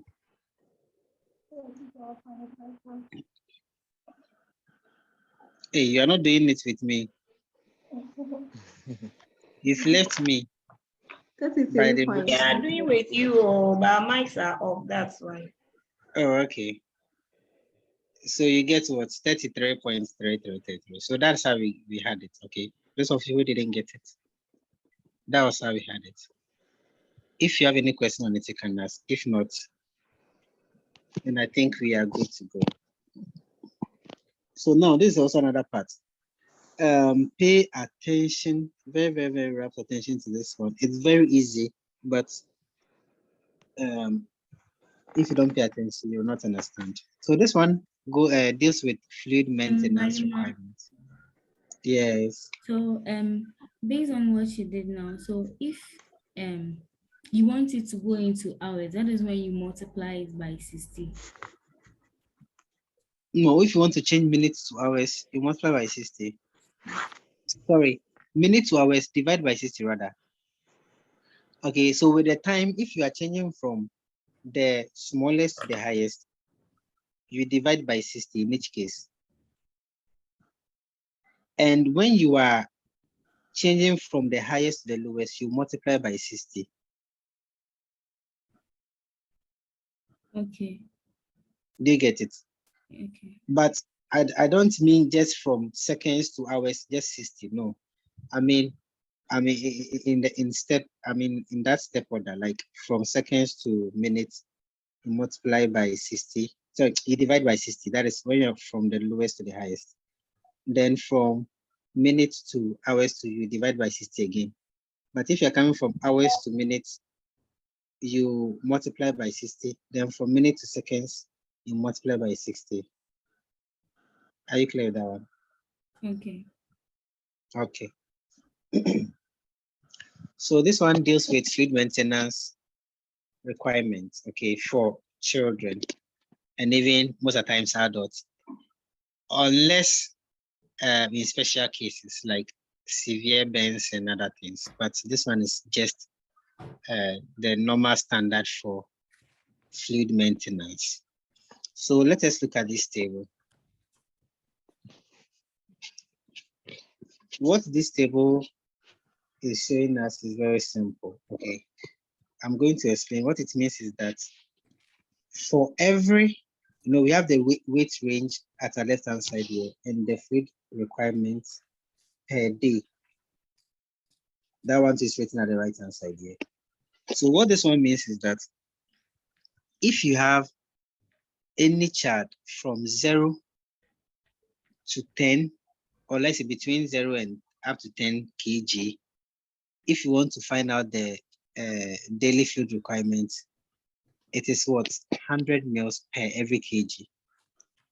So that means if you have a 4 kg weight baby and you want to find out the amount of fluid requirements or maintenance fluid per day, you do what? You just multiply by 100, which will give you what? 400 mils over the whole 24 hours. Is the first part okay? Yeah. Can we move on? Yeah. So if they give it to you in pounds too, you divide by 2.2 to get it in what? In kilograms, so that you can be sure of where it falls. Then you do the conversion appropriately. All right, so let me ask you, if you have 9.2 baby, 9.2 kg baby, what do you think will be the required daily fluid maintenance? That's 920. 100. 920. 900. Someone said 900. 920. 920. Good. Good. Divided by 24. Okay, yes. So that would be the total volume of fluid maintenance. And if they ask you to maybe further perfuse it over 24 hours, you know the total fluid, right? Which is what? 920 mils now. Now divided by 24, which will give you what? The amount, the flow rate in what? Mils per hour. Is that one clear? Per what you've done? Hey. So what I said, what you just said, we use 9.2 kg, right? And we said it falls over here. So when you are looking for the fluid maintenance for 24 hours, you multiply by 100. The category over here is 100. So it will give us what? 920 mils over 24 hours, right? Are we clear with this one? Yes. And we want to give this one. If let's say the question further asks you to perfuse this one over 24 hours. That is what I said, 920 over 24. Then you get the flow rate in what? In mils per hour. Do you get it? Yes. Yes. So let's say every ward has an infusion pump, okay? And yes, infusomat or infusion pump, whichever. Every unit has some. And let's say your unit, you were in a pediatric unit, you had this 9.2 kg weight patient. And you calculated for the amount of fluid requirement for the whole 24 hours. We had 920 per the chart we have here. And if you want to set an infusion to run for a whole 24 hours, that's how we've done. That one, we've done it in previous slides. So that one is what? Calculating for flow rate in what? In infusion pumps, that is mils per hour. That's it, simple. So that's the importance of what we did before and what we are doing. For some questions, you will have to recruit some other things into it before you can arrive at your final answer. Then let us look at the second part. So the second part is telling us that if you have any weight between 10 and 20, what it means is that for the first 10 kg, establish 1,000 mils, which is the same as 1 liter. Establish 1,000 mils for the first 10 kg. Then for every other additional weight or additional kilogram, that one you multiply by what? 50 mils. So let me demonstrate by an example. Let's say we have 13 kg. We have 13 kg patients. You know, we said for the first 10 kg out of the 13 kg, we should establish what? 1,000 mils. Now, how many kg are we left? 3. We are left with 3 kg. Then for the rest of the kg, we multiply by what? Each by 50.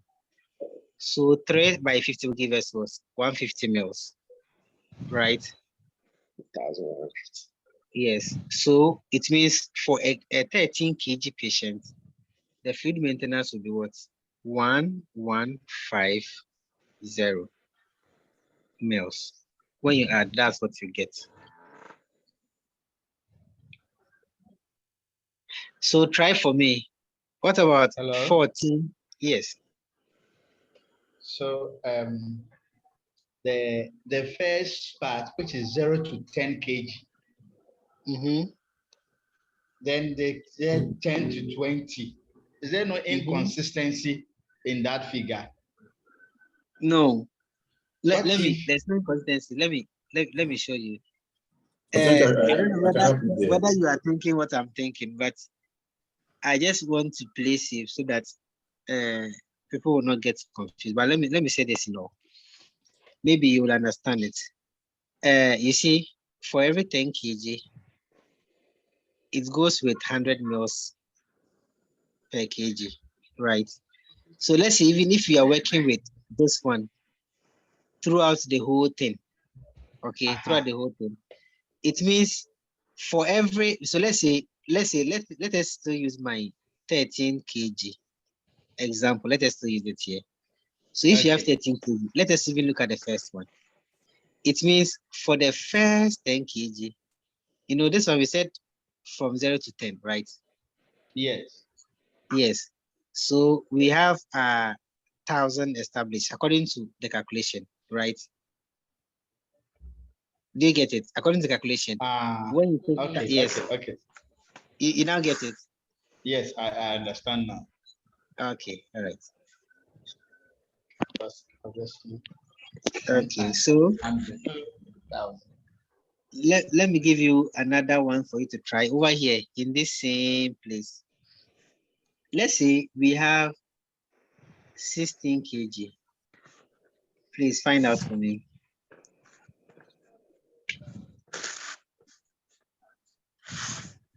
That will be 1,300. 1.3 liters. 1,300. Yes, 1,300 mils or 1.3 liters. Okay, Yes. okay. I want to give you some other one. I give you 16 liters, 16 kg. Let me give you please, so a question. Please, you can ask. With your slides, you are like each kg above 10 kg. The one we just did, you gave us 16 kg. So when we deducted the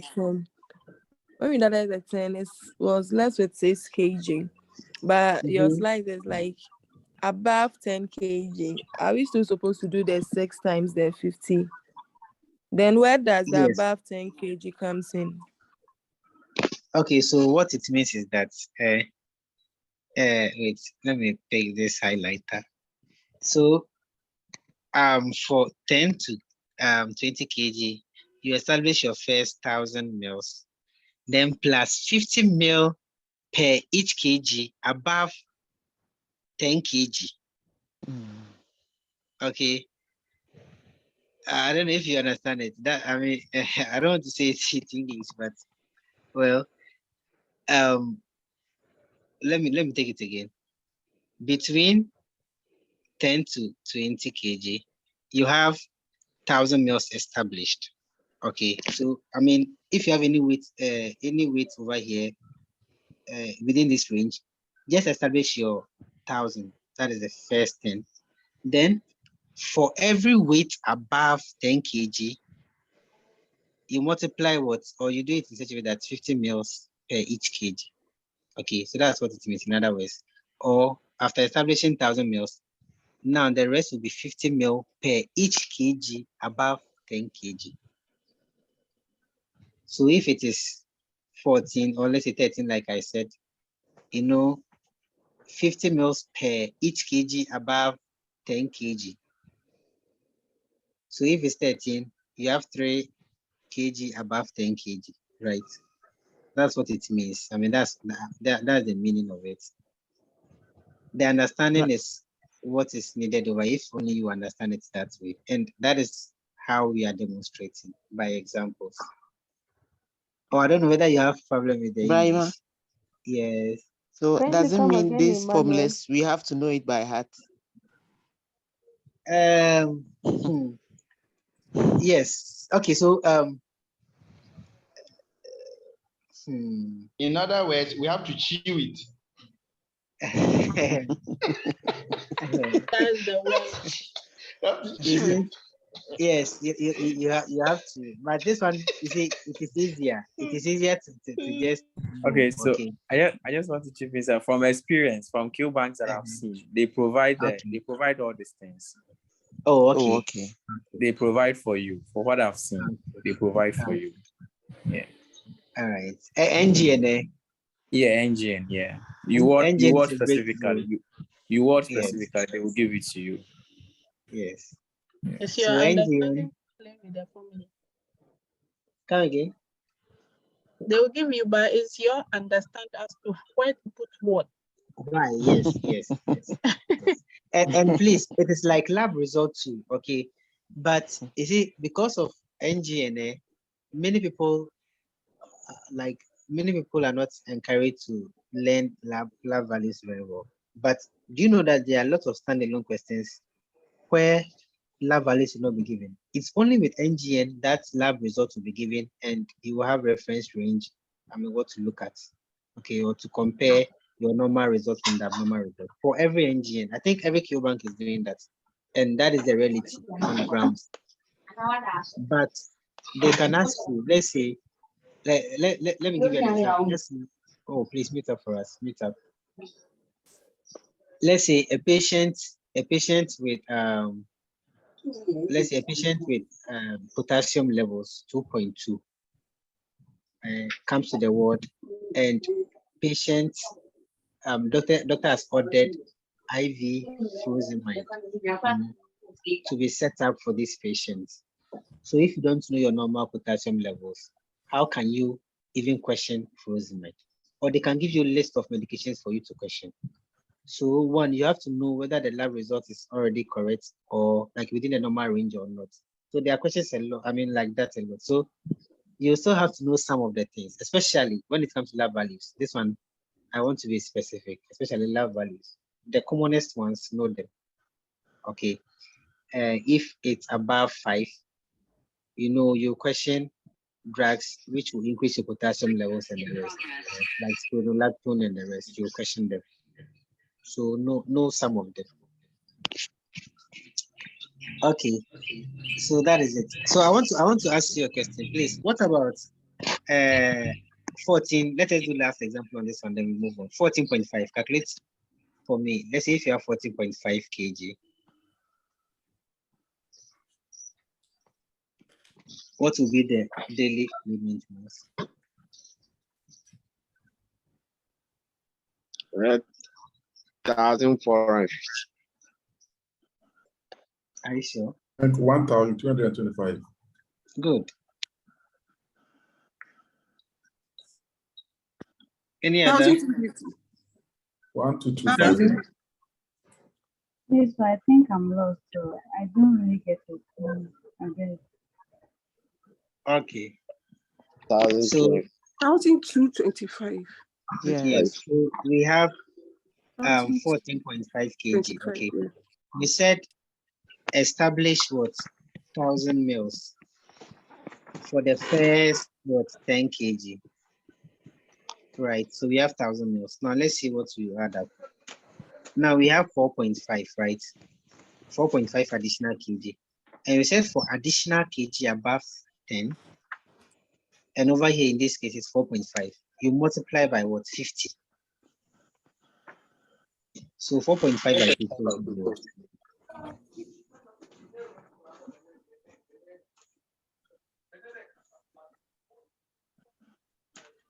Please, those who say they don't understand, are you paying it with me? Yes. 225. In simple terms, what you want to mean is that let's say a child weighs 40.5 kg. Please, one after the other, someone is talking. Come again. A child weighs 14.5 kg. So we are talking about the amount of fluid the child can take in a day. Yes. So maybe for the first 10 kg, we infused 1,000 ml. That is 2 of the normal thing, 500 ml. So that we do it if less, we divide, if more, less divide. Yes, but still the child is dehydrated. So we mean that you can still add more. So he's saying that after you infusing the 1,000 ml, then after establishing the first 10 kg, since the child is 14.5, meaning that after the 10, for each of the 4.5, you can still give 50 ml. So maybe 11 kg, you added 50 ml. 12 kg, you added 50. 13, you added 50. And then 40, you added another 50. So the 0.5, you are giving half of the 50, that is 25 ml. Meaning that you add up till you get that 122.5. That one is understandable. For me, I understand what you are saying. I don't know whether some of us will get it. Once you were doing it, so we wanted to follow up to see if we get it. No, it's not get it. You not get that one because when at a point you don't use 10 again, you don't use 100 again, you use 50. So what I was writing will be wrong. Do you get it? If let's say you are multiplying through by 1,000 mils per kg throughout, then the formula I was using, the one that I was just writing will work. But you see, for every 10 kg is 1,000 mils, then the rest is 50. So what I was writing on 12. That's why I cleaned it. So this one is easier. Let us get it. Okay. You are 15 kg. We are saying the first 10 kg out of the 15 is what? 1,000 mils. You are left with what? 5 kg out of the 15. This is the first 10 kg. We had 1,000 mils. You are left with 5 kg. And we are saying for the 5, the rest, all those above 10, you multiply by 50. So the rest, in this case, 5 is left. You multiply by 50, you get what? 25, 250. You add it to this one. I think this one is easy. It is something that shouldn't take us a lot of time. That's what I think. Thank you. Okay. Yes, I also think it's easier to understand this way. Yes. Okay, so let us look at this one too. We should be fast and look at some other things. So this one too, it has this thing established. For the first 20 kg, just establish what? 1,500 mils for the first 20 kg. So if let's say at random they give you 11 kg, at 11 kg you will not fall within here, you fall within here. Okay. If they give you 3 kg, you know that you not fall into any of this, you fall within the first one. So depending on what they will give you. So 0 to 10, 10 to 20, then 20 to 70, then above. Okay, so with the first 20, we are saying establish 1,500. And please, the 1,500, if you should work it out right from scratch to the 20, you see that it will still fall on the same. I don't want to drag us back. But I think, Ima, you were asking that you can do it and see. You come and get the same thing. Okay. So between 20 and 70 kg, you establish first 1,500 mils. Then for any additional weight after the 20 kg, you multiply by 20. So you see this one, we are not multiplied by 50 again. So let me give you an example. Let's say you have 24 kg. If you have 24 kg patient and you want to find infuse fluid over 24 hours, what you do is that for the first 20 kg, you establish what 1,500 mils. So you're left with 4 kg. And this 4 kg now you multiply by what?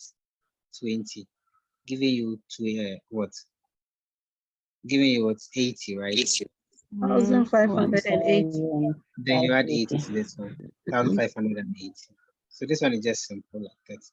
For normal adults, we know that their feed requirements, I think most scale banks give between 2 to 3 liters. Some to say between 2.5 to 3 liters. But anything less than 2 liters is not encouraged. Yes. For a normal adult. Okay. Wait. I'm waiting now.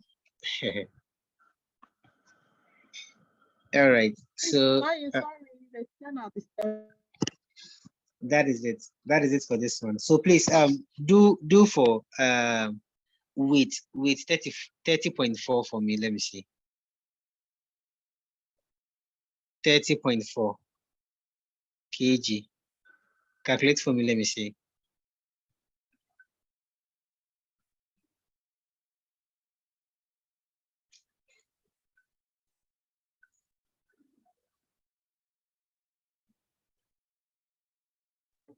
$1,708.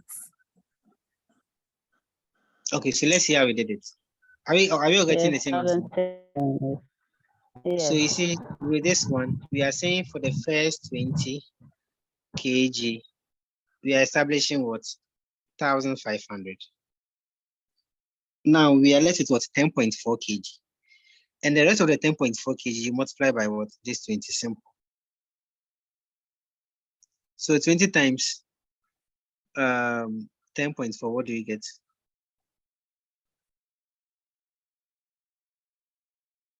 Oh, those who did it. You add what? 208. 208. Then you add 8071. So that becomes our answer.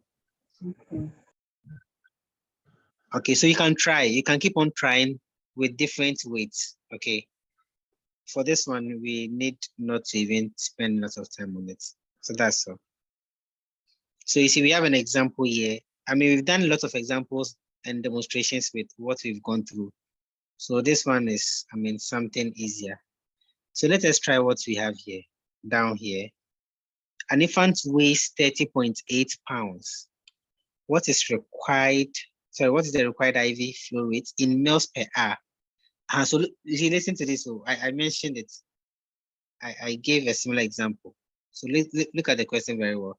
Let's say you've not gone through all of this right now, but you had an idea about this already. Let's say you already know. And you had this question on the NCLEX, okay, or maybe anywhere, that an infant weighs 30.8 pounds. And they're asking you what is the required IV flow rate in mils per hour to maintain proper fluid levels. What do you think the answer would be? 1,200. Someone had 1,200. 1,200. 1,200. You're all getting 1,200. Okay. So let us do this together and see. What is the first rule? 30 points. Someone should tell me what's the first rule? You convert the pounds to kilograms. So good, you are correct. The first rule is to inspect your values. You see, we are interested in kilograms than pounds. So you convert this one by dividing by what? 2.2.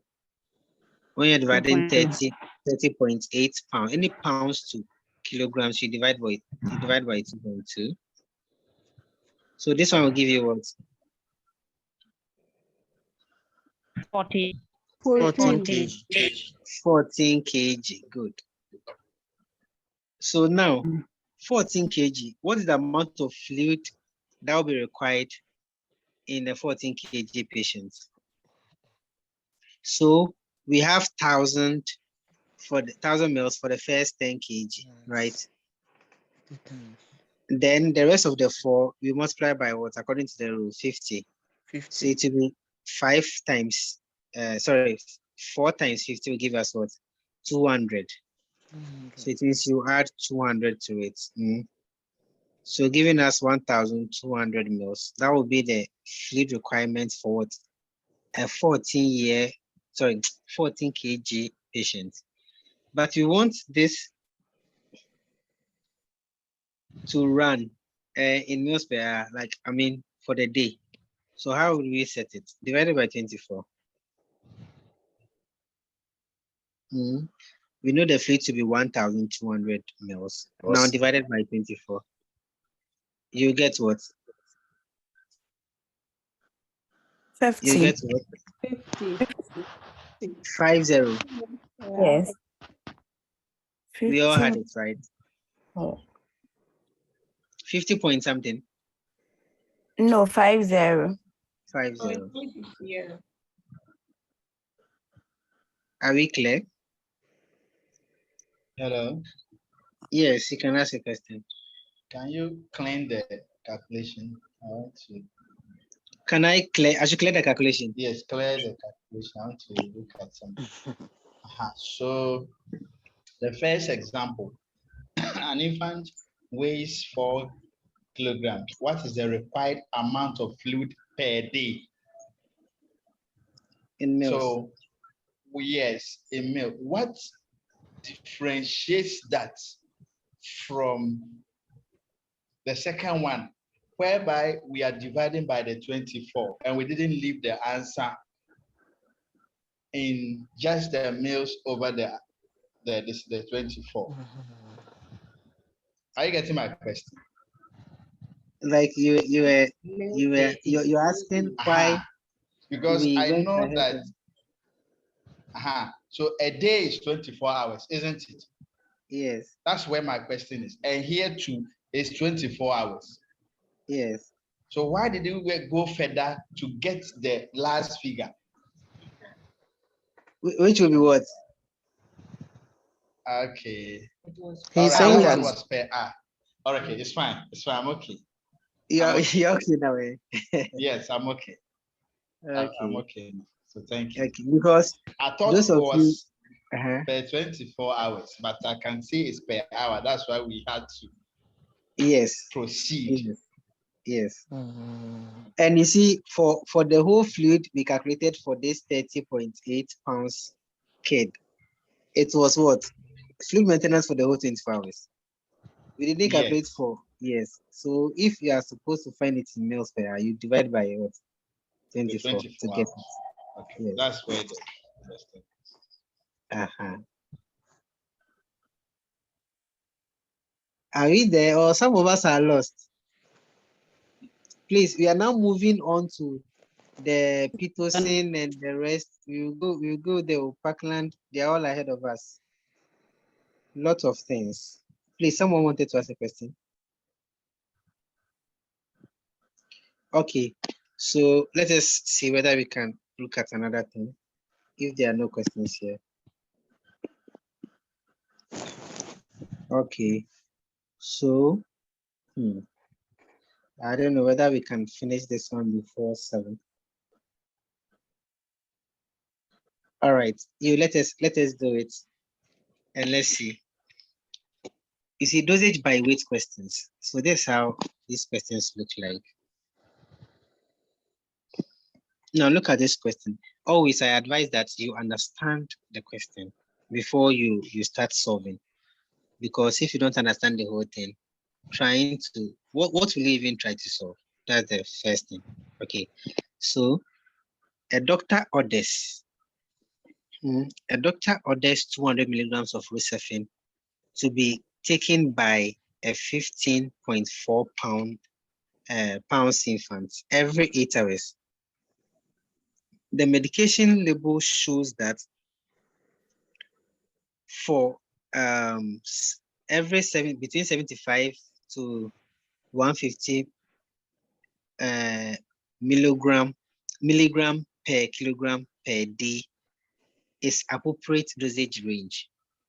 So the medication label has given us this dosage range from 75 to 150 milligram per kilogram per day should be taken. Then they're asking, is this doctor's order within the desired range? You know, the order, here is the order. The doctor ordered what? 200 milligrams. But this is the reference dosage. And they are asking us, with this reference dosage, is the doctor's order in this desired range or not? So that's the meaning of the whole thing. That's what they want to find out. Okay. And on the end list, these plenty calculations will not be needed. It's not a mass exam, but you will need your final answer to hit your mark. So let's see how we can arrive at an answer to get what we want. Okay. So let's see. You have two, you see, it is very simple. If you understand the question very well, you see, we have a range. So let's see, why don't we calculate for the dosage for the lower range here? Then we calculate for the upper range here. So that if you know the actual dosage for these ranges, we can compare to this one and see. If it falls within, then it means it is a correct order and it is in the desirable range. If it is out of it, whether too low or too high, then it means it is not within the desired range. Please, do you understand this simple statement? Yes. Okay. So if you understand that, then that's what we are going to do. Okay. So let us go by the 75 first. We are saying, so if we should go by this prescription, you know, we have two prescriptions here. I mean, per the range. So let us pick the first 75 here. So by using 75 milligram per kilogram per day, let's see what we have. But first of all, see, by inspection, the prescription has even been given us to us in what kilograms. So you convert 15.4 pounds to kilogram. What do you get? 7.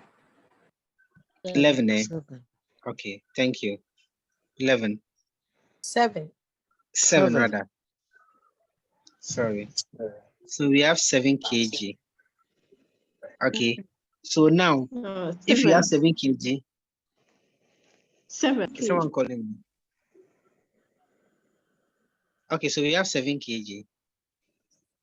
So if you have 7 kg, then it means this order will be what? 75 times 7 per day, which will be what? Someone should multiply for me. 75 by 7.